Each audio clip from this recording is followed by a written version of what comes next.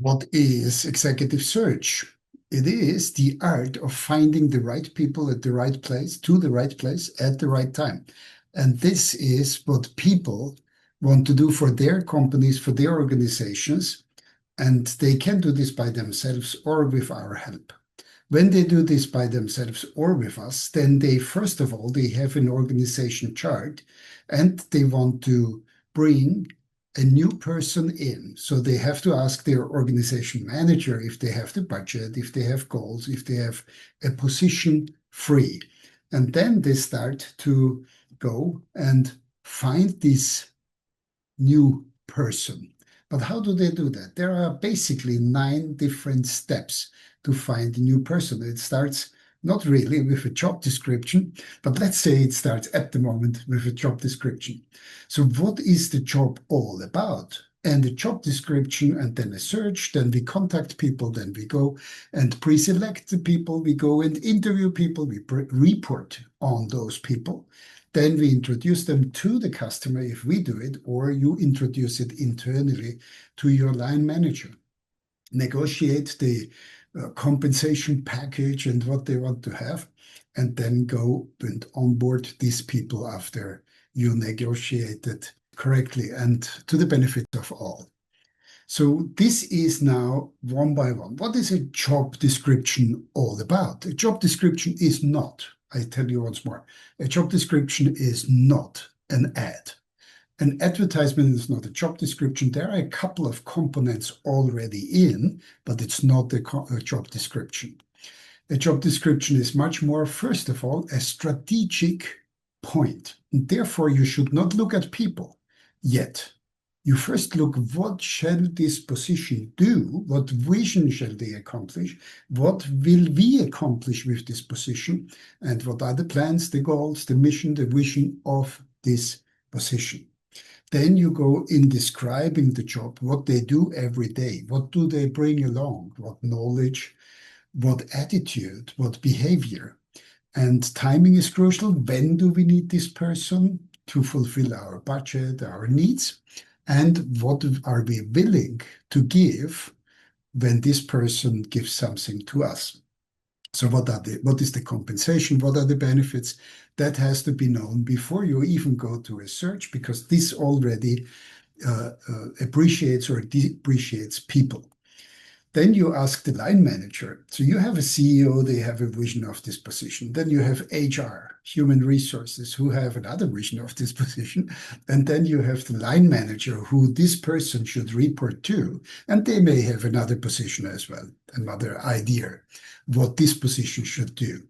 And therefore, you need to find the 3, 5 points which are in common with all of them. And then we can start to find the right person. And the person should, of course, also fit to the whole environment, to the culture of the company, to the vision, to the mission, to the sustainable goals which they have. So we will look at what are their adheres, how do they behave, how they speak, how do they clothe, do they have ties, do they go home after work, or do they go for a beer? So all these things we will figure out, and then you can find the right person which fits to this team, and they will interact with each other correctly. Does the person fit to the manager, to the team, to the whole organization? Now we can go to search. Now we have enough information, and first of all, it is always wise to look internal to see, can we promote somebody to this position or step aside to another position to groom somebody around to bring them in the long run up? Or do they have, our employees, have they somebody in their surrounding which would fit in our company? And such referrals, such internal referrals are always very good, because they stand up to the company. They don't want to disappoint a friend, and therefore they can be very good hires. Then we look in databases. So you can look in LinkedIn, you can look in our database. We have 800,000 people in our database. People applied in our company, and different data banks, so to speak. You can put an ad out there on different channels, on the conservative channels, if you like, or you put it on LinkedIn. You can make a TikTok, you can make an Instagram. You can do so many different things. And for us as an agency, it's easy because it's a finger click. And for you, if you have to find 25 different platforms to put an ad, then that might be a challenge to contact them, negotiate with them until you have the ad out. A year is gone, or a couple of days at least. So we have this all established already. We do this every day, and we know how to reach out to these people. We may even look to competitors to say, no, not from this competitor, or yes, from this competitor, if they would have a person. And then we go and play in this, James Bond 007 to figure out the organizations without even letting them know. So looking at competitors, this is very much like a football team which looks out and says, can we hire Messi? Can we afford Messi? Can we hire Messi? Or can we get a super football player who will be good on the team for next year? So this is pretty much like that, to look into competitors. Then we come to the contacting phase, how to contact these people in the right manner that we don't shy them away. And this is important to know how to do that. We do this on a daily basis. So we do this on telephone, on internet, texting, calling, depends on the position, what you do. Maybe you have to go in a club to figure out who is who and getting in touch with these people, giving the right employer branding, be on eye level with these people. Otherwise, if you're a nobody to them, they don't look down on you. If you are too high, they look up on you and say, what does he want? So you need to have the right people contacting the right people. And then we come to the pre-selection phase. What is pre-selection? We look at these people are interested now. This is my profile, which we talked about, the manager we want to fill. What is overlapping? And this is mostly a pre-call. This is a short call. This is first sorting out of 200, 500. The largest was 1,500 CVs came in to a position, so you have to answer them all. At least this is what I want. It's my standard. We answer everybody, even if it's a negative answer.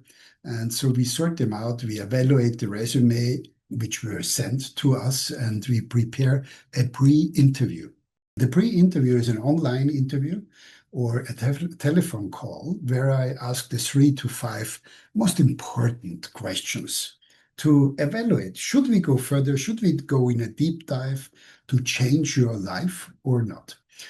And this is about the qualifications, the interests of the person, that maybe the salary level they expect. If this doesn't fit, it doesn't make any sense, and so on. So there are a couple of 3 to 5 questions. It takes 10, 15, 20 minutes, such an interview. And then we have a pre-selected long list. And with this long list, we start to prepare an tense and structured interview. And that's where I come in, where I go in and I have interviews for 1, 2 hours or more sometimes, and sometimes more than one interviews, and sometimes more than one person in the interview. So in the interview, it's structured, it's a competency based. So which competencies does this person have to have, and do they bring to the table, and on what level? So if the competency would be sales, let's make it different. If the competency would be flying, because I look for a bird, then I know, okay, you are a bird. Can you fly? If they say yes in the pre-interview, I do here now ask, how good can you fly? Like a chicken or like an eagle? Or something in between. So here I have to figure out exactly how good they do fly, swim, dive, sell, present, whatever they need for this position. And then I also look to the behavior. Do they fit to this, with their attire, with their natural attire to this team, to this manager, to these subordinates, to the peers, and to this atmosphere in where I would bring them into. So these are all things which we check, and then we report that.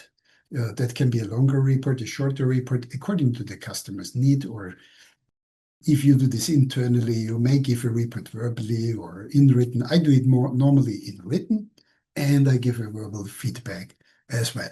If we can have video interviews, why not? Depends really on the position, what one can do. And then we want to know, okay, what do you think about yourself? And they say, I am like that. And then I ask, okay, can I have some references? What would your boss think about you? What would your former employee think about you, your peers, a customer, or a supplier? What would they speak about you?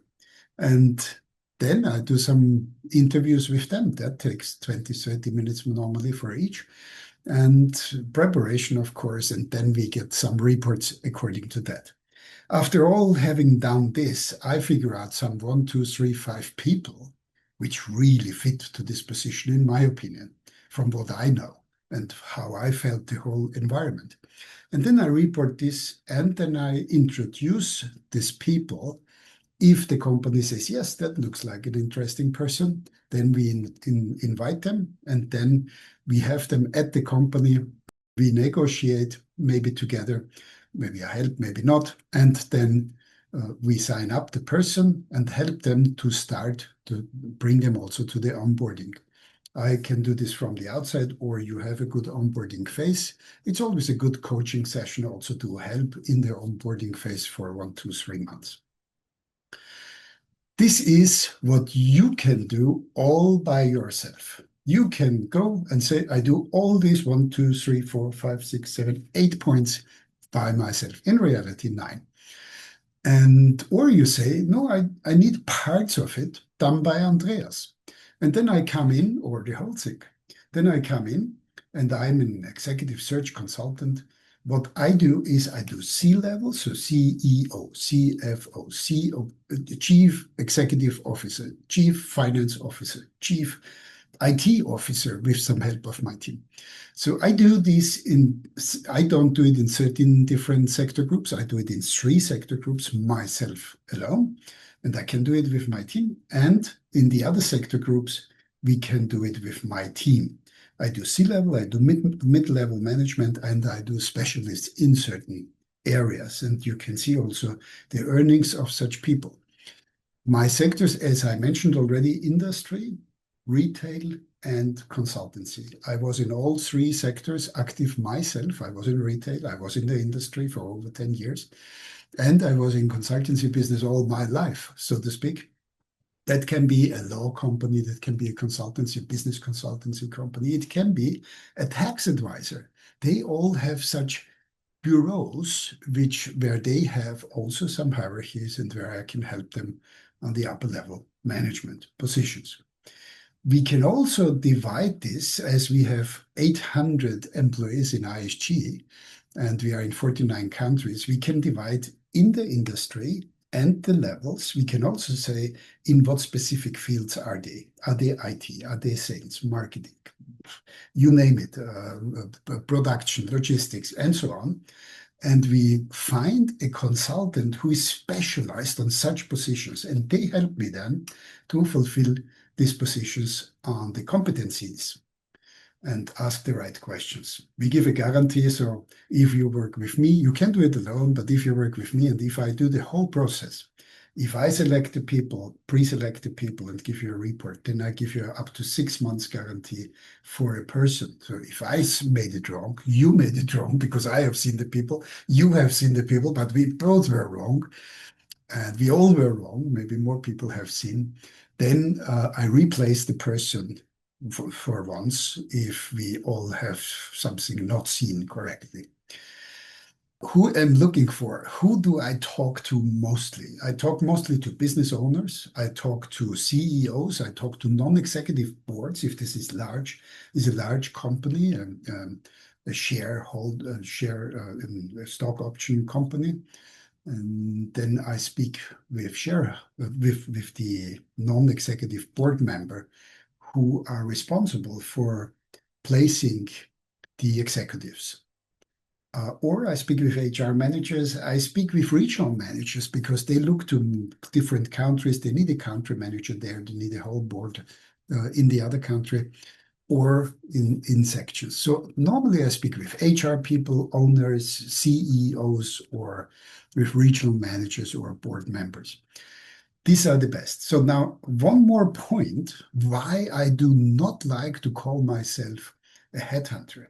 Because a headhunter looks like that.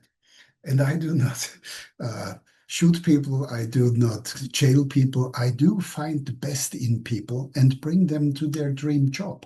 So this is not really what a headhunter does. I look for the best heads for this company, but I don't jail them. I don't shoot them. I don't do anything bad to them. I do good things to them. And that's why I don't like to call myself a headhunter.